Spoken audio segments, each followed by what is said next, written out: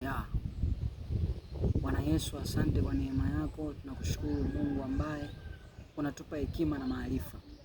Ninakushukuru Bwana sana, majira kama haya tunakwenda kulisoma neno lako na kuwalisha watu wako maarifa. Somo langu ni kusudi la mwanadamu. Kusudi lako ni nini katika ulimwengu huu? Au kusudi lako ni nini katika dunia hii ambao Mungu amekuitia? Kwa sababu katika Mhubiri anasema kila jambo na wakati wake na kila kusudi chini ya mbingu. Katika ulimwengu tunaona kuna watu tofauti tofauti. Kuna walimu, kuna maaskari, kuna madokta. Kila mtu ana kusudi lake. Huwezi kumchukua dokta ukamweka kwenye wanajeshi, wala huwezi kumchukua mwanajeshi ukamweka kwenye ualimu akaperform sawa sawa, kwa sababu sio kusudi lake. Hivyo tunaona wanadamu wengi na vijana wengi, hasa ni vijana wengi katika ulimwengu wa sasa hivi, ukimuuliza kusudi lako ni nini, hajui. Mimi mwenyewe nilikuwa miongoni mwao. Wakiniuliza unasoma ili uwe nani? Nasema nasoma ili niajiriwe tu, lakini sijui kusudi langu.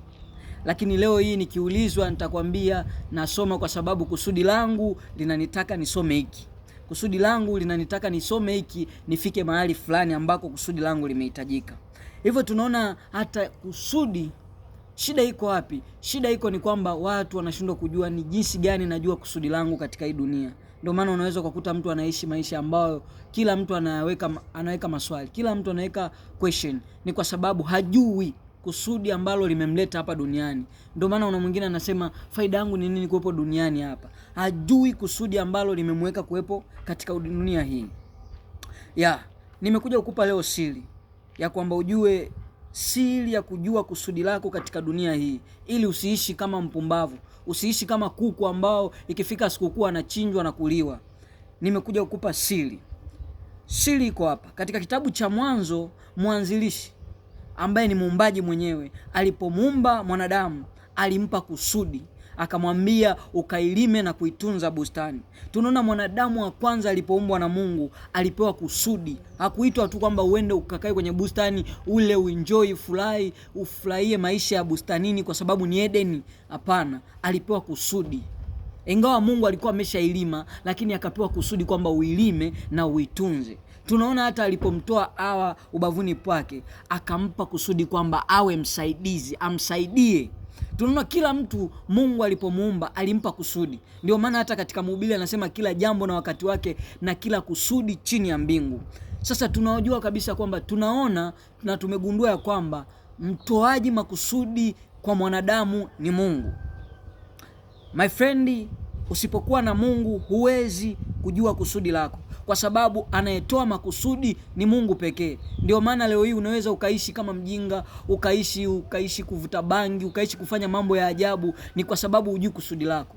Ukaishi kuendeshwa na mambo ya ajabu katika ulimwengu, ni kwa sababu hujui kusudi lako. Nimekuja kukupa siri leo ya kwamba kusudi lako liko katika Mungu. Lazima uamini Mungu. Haijalishi uko mahala gani, haijalishi wewe ni Muislamu, haijalishi wewe ni Mkristo, haijalishi wewe ni Buddha, madamu unaamini katika Mungu, lazima ujue ya kwamba Mungu ndiye mtoaji makusudi. Lazima uamini Mungu. Usiishi kama mnyama. Maisha ya kusema kwamba hakuna Mungu.